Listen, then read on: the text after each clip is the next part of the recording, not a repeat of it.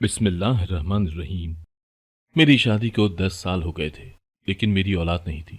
मैं सारा दिन शौहर के जाने के बाद घर में बोर होती रहती थी। एक दिन एक बच्ची हमारे घर आई और बताया कि वो घर का रास्ता भूल गई। हम लोगों ने मस्जिद में ऐलान करवाया, मोहल्ले में भी लोगों से पूछा, लेकिन पता न चल सका। हम मियाँ बीवी ने उसे अपने घर पर रख लिया। वो बच्ची बहुत प्यारी थी। मेरा और मेरे शौहर का दिल लग गया। हमें वो अपनी औलाद जैसी लगने लगी थी। वो रोज मुझसे पूछती कि चांद की क्या तारीख है।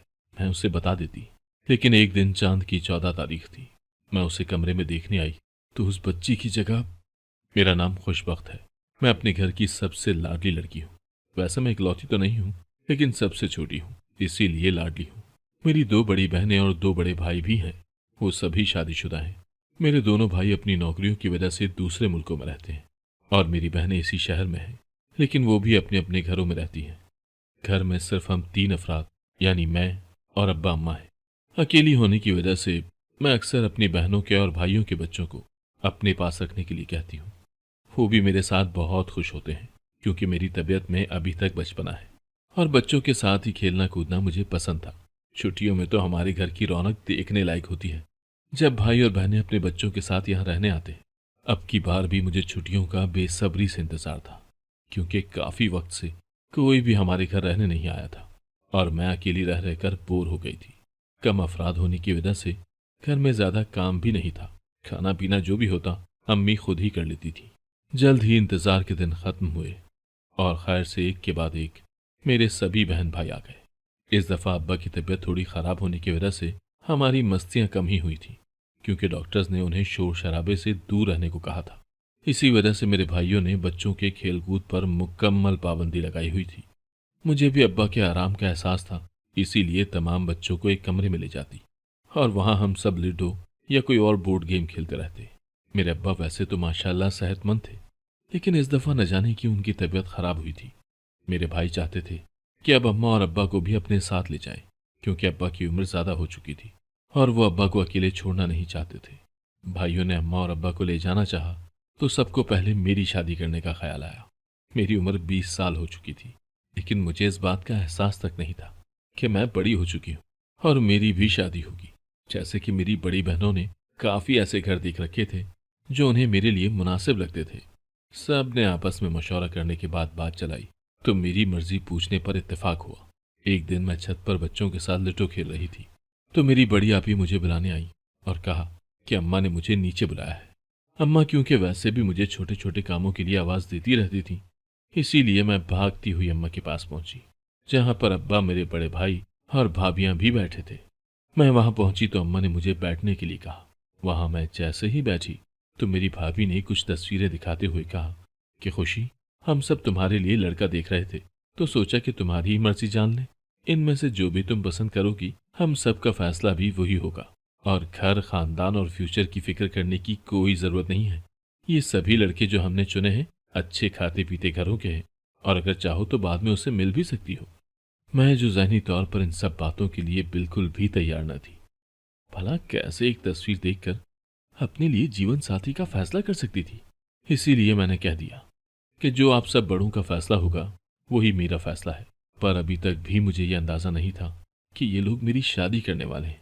मुझे लगा अभी सिर्फ रिश्ता ही तय होगा। मेरा जवाब सुनते ही सबके चेहरों पर मुस्कुराहट आ गई और हंसकर सब एक दूसरे को मुबारकबाद देने लगे कि चलो भाई, खुशी ने शादी के लिए हाँ कर दी। मैं हक्का बक्का सबके चेहरों की तरफ देखने लगी कि मैंने शादी के लिए कब हाँ की है। लेकिन उसके बाद सब कुछ इतना जल्दी जल्दी होने लगा कि मुझे कुछ कहने का मौका ही ना मिला। अगले दिन सुबह सुबह ही मेरी भाभी मेरे पास आई कि खुशी, जल्दी जल्दी तैयार हो जाओ, शॉपिंग के लिए चलना है।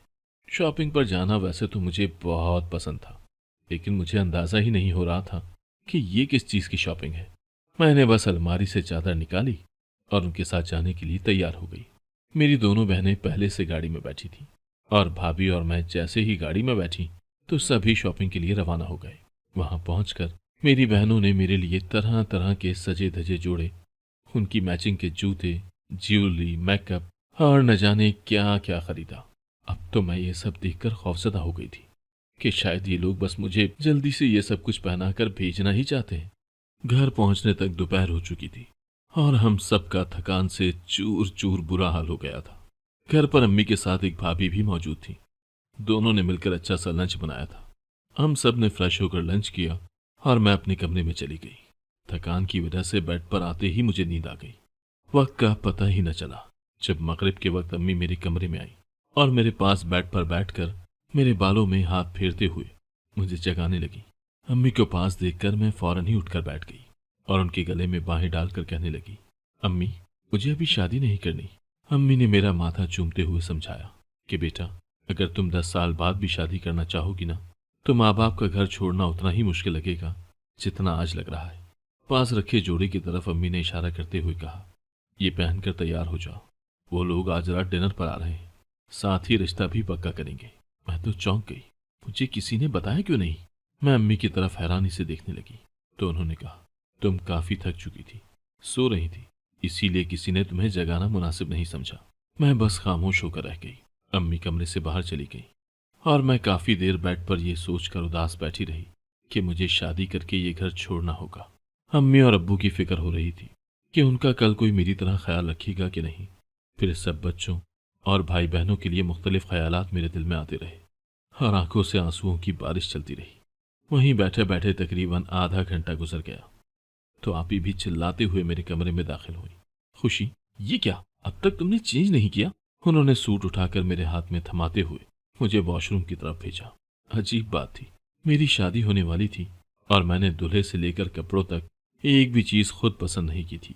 ये जोड़ा काफी खूबसूरत था, पिस्ता कलर में, थोड़ा सा भारी काम वाला। मैंने आज से पहले कभी भी भारी जोड़ा नहीं पहना था। मेरे घर में पहनने के लिए कपड़े तो सिर्फ प्रिंटेड ही होते थे और कभी शादियों के लिए लेती तो कोशिश होती कि हल्के से हल्का डिजाइनिंग वाला लूं। मैं चेंज करके वॉशरूम से बाहर आई तो कमरे में मेरी बहन और भाभी ज्वेलरी और मेकअप का कुछ सामान हाथों में पकड़े मेरे इंतजार में खड़ी थी। मुझे देखते ही दोनों के मुंह से माशा अल्लाह का लफ्ज निकला तो मैंने भी कहा, इतने भारी कपड़े पहनने को दे दिए हैं, मतलब कि आप कपड़ों के साथ पहले ही समझा देती हैं कि शादी करके सिर्फ बोझ उठाना है। वो दोनों बेसाख्ता हंसने लगी। मैं थोड़ा बहुत तैयार हुई तो मेरी दूसरी भाभी बुलाने आ गई कि जल्दी से बाहर आ जाओ, वो लोग आ गए हैं। ये सुनते ही मेरा दिल धक से रह गया और मैं उनके साथ बाहर आ गई, जहां सब लोग सिर्फ मेरे ही इंतजार में बैठे थे। मेरे बाहर निकलते ही सबकी नजरें मुझ पर जमी हुई थी। मैं आहिस्ता से आकर अम्मी के पास बैठ गई। मुझे कुछ समझ नहीं आ रहा था कि किससे क्या बात करनी है और ना ही मुझे पहले किसी ने कुछ समझाया था। मेरा तो अब तक का वक्त सिर्फ बच्चों के साथ खेलते ही गुजरा था। मेरे ऐन सामने मेरा होने वाला मंगेतर बैठा था। मैं अगर कभी चुपके से आंख उठाकर उनकी तरफ देखती तो वो एक टुक मेरी तरफ ही देख रहे होते। मेरी होने वाली सास ने मेरे हाथ में अंगूठी पहनाई और बहुत सारे तोहफे दिए। सब ने मिठाई खिलाई और फिर हम सब ने मिलकर डिनर किया। मैं अपने मंगेतर को देखकर काफी मुतमईन थी। वो हैंडसम बंदा था और थे भी काफी अमीर लोग। मेरे घर वाले सब इस रिश्ते से बहुत खुश थे। सबके साथ घुल मिलकर मेरा डर कुछ कम हो गया था। उनकी तरफ से सिर्फ लड़की की फैमिली ही आई थी, जिसमें उसके माँ बाप और 2 बहनें थीं। उसका कोई भाई नहीं था। वो उनका इकलौता बेटा था और उनकी बहनें मुझसे बहुत प्यार जता रही थी और अभी से भाभी भाभी कहते न थकती थी। इतना सारा प्यार देखकर मुझे भी बहुत खुशी मिली थी। जाते वक्त उन लोगों ने शादी की तारीख पक्की करनी थी, जो अगले ही महीने की पहली तारीख को तय कर दी गई। ये बात सुनकर तो मैं हैरान ही रह गई, क्योंकि सिर्फ 15 दिन ही तो रहते थे। तारीख तय होने के बाद अब तो मेरे घर में हर रोज एक मेला ही लगा रहता। दिन गुजरते वक्त ही न लगा और देखते ही देखते शादी वाले दिन भी आ गए। मायों, मेहंदी और आखिरकार निकाह का दिन भी आ गया। शाम को बारात आनी थी। आज न जाने क्यों जो मेरे घर में हर रोज मेला लगा रहता था, सभी उदास थे। कोई भी मेरा सामना न कर रहा था। मैं जिसके भी पास जाकर बैठती वह कोई न कोई बहाना बनाकर मुझसे दूर भाग जाता। मैं खूब समझती थी मेरी शादी तो सबने मिलकर तय कर दी, लेकिन मुझे अपने से दूर भेजने का किसी का भी दिल नहीं था। लेकिन कुदरत का दस्तूर था, बेटी तो होती ही पराई अमानत है। इसीलिए सब ने ही नम आंखों के साथ मुझे रुखसत किया तो मैं अपने शौहर के घर आ गई। यहाँ आकर भी मुझे वैसा ही प्यार मिला था। मेरे शौहर क्योंकि अकलौते थे, इसीलिए उनकी बीवी की भी एक अलग ही कदर थी। इस घर में तमाम कामों के लिए नौकर चाकर थे। मुझे कुछ भी करने की जरूरत न पड़ती। सास कहती कि बस तुम सजी संवरी इस घर में चलती फिरती रहो, यही देखकर हमारा दिल खुश हो जाता है। देखते ही देखते मेरी शादी को 2 साल गुजर गए। अभी तक का वक्त बहुत अच्छा गुजरा था। सब ने ही मुझे नाजों के साथ रखा हुआ था। लेकिन 2 साल मुकम्मल होने के बावजूद अभी तक औलाद की कोई खुशखबरी नहीं मिली थी। मेरे शौहर और मुझे तो अभी तक इस बात से कोई ज़्यादा फर्क नहीं पड़ा था कि हम दोनों एक दूसरे के साथ बहुत खुश थे। लेकिन मेरी सास अब इस बात की बहुत फिक्र करने लगी थी।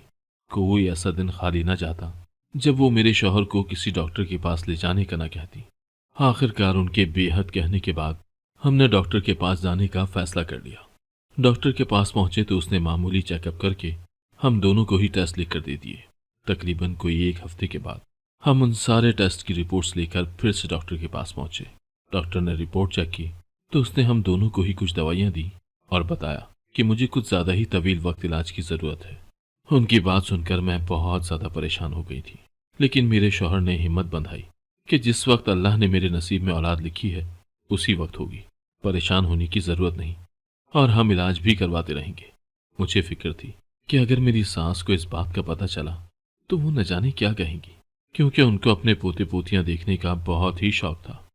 उनका भी एक ही बेटा था, जिसका डर था वही हुआ। मेरी सास ने जब ये बात सुनी तो वो बहुत अफसरदा हो गई। लेकिन कुछ ही वक्त के बाद मेरी नंदों की शादियां तय हो गई और उनकी तैयारियों में वो मसरूफ हो गई। मेरी सास ने अपनी दोनों ही बेटियों को मलकियत का अच्छा खासा हिस्सा दिया था। दोनों बेटियां शादी के बाद भी साथ ही रह रही थी।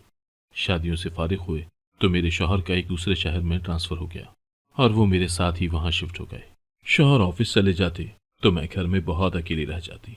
अब मुझे भी बच्चों की बहुत कमी महसूस होने लगी थी। वक्त इसी तरह गुजरता रहा। मेरी नंदें जिनकी शादियां मेरे बाद हुई थी उन दोनों के यहाँ औलाद हो गई, लेकिन मेरी गोद अभी तक खाली थी। हम दूर चले आए और मेरी सास को भी नवासे नवासियां मिल गई थी। अब उन्हें भी हमारे बच्चे की ज्यादा फिक्र न होती। मुझे बहुत दुख होता और खुद को बहुत अकेला महसूस करती। मेरी शादी हो गई तो अम्मा और अब्बा भी भाइयों के साथ दूसरे मुल्क चले गए थे। अब तन्हाई और बहुत फिक्रमंदी की वजह से मैं बीमार भी रहने लगी थी।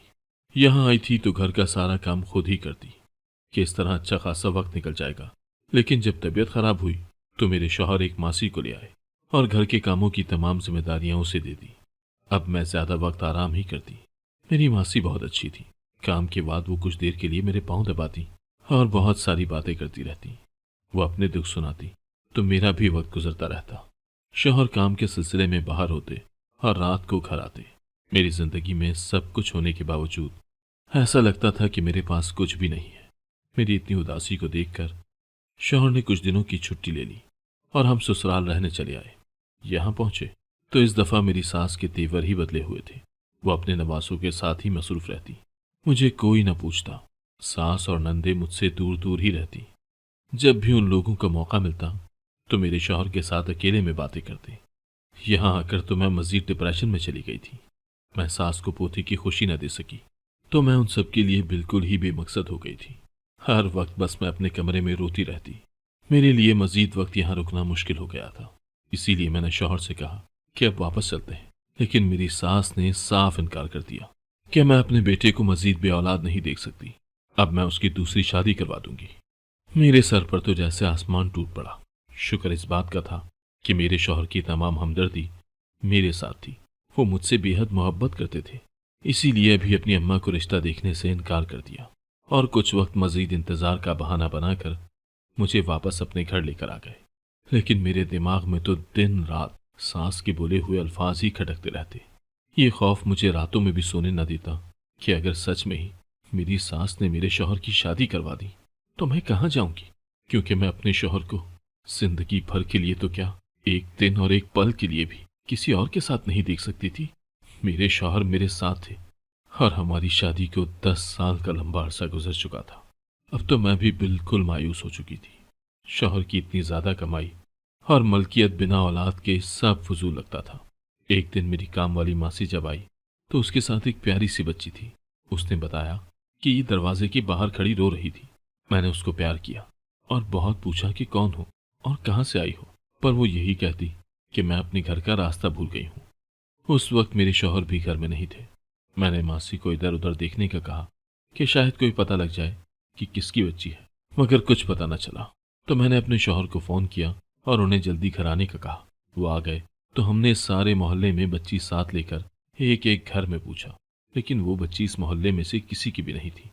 मेरे शौहर ने उस मोहल्ले की और आसपास की 2-4 मस्जिदों में ऐलान भी करवाया, लेकिन उस बच्ची का कोई वारिस सामने ना आया। वो बच्ची इतनी प्यारी और मासूम थी, मुझे बहुत फिक्र हो रही थी कि वो अपने माँ बाप तक कैसे पहुंचेगी। तो मेरी काम वाली ने पास आकर मेरे कान में कहा, बेगम साहिबा, आप औलाद के लिए इतना तरसती हैं, क्यों ना इस बच्ची को अपनी बेटी बनाकर अपने पास रख लें। मुझे उसकी तजवीज़ तो बहुत पसंद आई, लेकिन डर था कि शायद शौहर न माने। बच्ची को मेरे घर में रहते हुए आज दूसरा दिन था। अभी तक उसके वालिदैन या घर वालों का कुछ भी पता नहीं चला था। मुझे उसके साथ वक्त गुजारना और उसे खिलाना पिलाना इतना अच्छा लग रहा था। जब मैंने शौहर से ये बच्ची अपने पास रखने का कहा, तो मेरी खुशी के खातिर वो भी मान गए और मेरी वीरान और तन्हा जिंदगी में जैसे उसके आते ही बहार आ गई। ऐसा लग रहा था जैसे हर तरफ बस फूल ही फूल खिल गए हों। मेरी वीरान दुनिया में रंग भरने वाली ये शहजादी अब अपने बाबा यानी मेरे शौहर की भी लाडली बन चुकी थी। मैं कभी उसके बाल बनाती तो कभी कपड़े बदलती। अगर वो कभी खाने के लिए मना करती तो मैं उसके लिए तरह तरह के खाने और मीठे बनाती। मेरे शौहर तो मुझसे भी ज्यादा उसके नाज उठाते। घर का खाना फिर भी उसे पसंद ना आता तो वो उसके खातिर हमें खाने के लिए बाहर लेकर जाते। उसके भी रोज रोज के नखरे होते। शाम को बाबा के आते ही बाहर जाने की जिद कर कर बैठ जाती। कभी तो मैं भी उनके साथ चली जाती और कभी अगर मैं मसरूफ होती तो बाप बेटी दोनों ही साथ चले जाते। वो हर रोज इतनी खरीदारी करती कि घर में चीजें और खिलौने हर जगह बिखरे पड़े रहते। देखते ही देखते खुशियों भरे दिन कैसे गुजर रहे थे, हमें वक्त का पता ही न चला। उसको हमारे साथ रहते हुए 1 साल हो गया था। हमने सोचा था कि जिस दिन वो हमें मिली थी उसी तारीख को हम हर साल उसकी सालगिरह मनाएंगे। मेरे शौहर की ख्वाहिश थी कि वो उसकी सालगिरह अपने घर चलकर अपनी माँ और बहनों के साथ मनाएंगे। वो सबको अपनी खुशियों में शामिल करना चाहते थे। सालगिरह में 2 ही दिन रहते थे कि उन्होंने मुझे पैकिंग करने का कहा कि हम अपने घर चलेंगे और गुड़िया को अपनी दादू और फुप्पो लोगों से भी तो मिलना है। मैं खुशी खुशी तैयार हो गई। पैकिंग करना शुरू की तो पूरे बड़े 2 बैग गुड़िया के कपड़ों में ही भर गए। मेरी ख्वाहिश थी कि गुड़िया की बर्थडे पर उसका पूरा ननियाल भी साथ हो, लेकिन मेरे भाई और अम्मी क्योंकि बाहर मुल्क रह रहे थे तो वो आ नहीं सकते थे। फिर मैंने अपनी दोनों बहनों को इनवाइट किया था।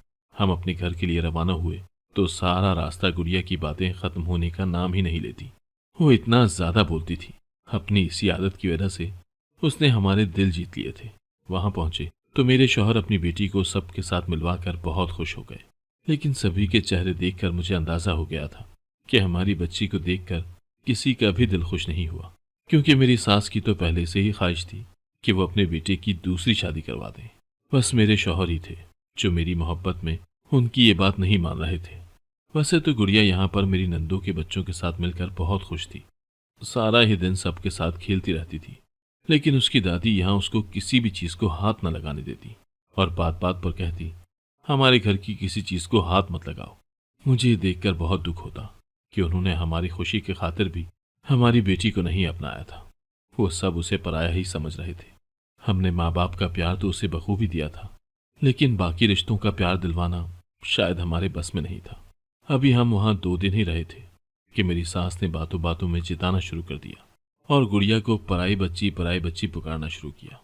मेरी नंदों के बच्चे जब नानू कहकर उनके पास जाते तो गुड़िया भी दादू दादू कहती भागती हुई उनके पास चली जाती, लेकिन मेरी सास उन बच्चों को तो सीने से लगा लेती और गुड़िया को दूर रहने का कहती थी।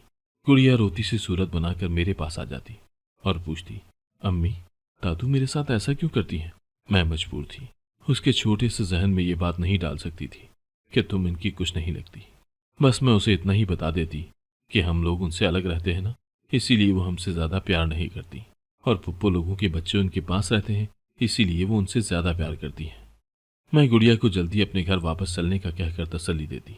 2 दिन गुजरे, गुड़िया की बर्थडे वाला दिन भी आ गया और मेरे शौहर ने बढ़ चढ़ कर तैयारियां शुरू कर दी। उन्होंने पूरे घर को सजाने का इंतजाम किया। गुड़िया को गुब्बारे ज्यादा पसंद थे। मेरे शौहर ने तो पूरा घर ही गुब्बारों से भर दिया था। शाम हुई तो मेरी दोनों बहनें भी बहुत सारे तोहफों के साथ गुड़िया की सालगिरह मनाने आ गई। उस रात हमारे घर में एक जश्न का आलम था।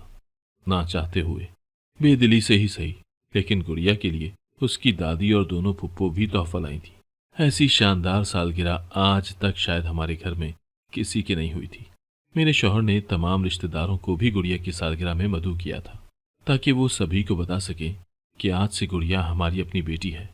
ये बात मेरी सास और नंदों को बहुत ही नागवार गुजरी थी। गुड़िया की सालगिरह मनाकर अगले दिन हमें वापस जाना था। हमारा घर देर रात तक मेहमानों से भरा रहा।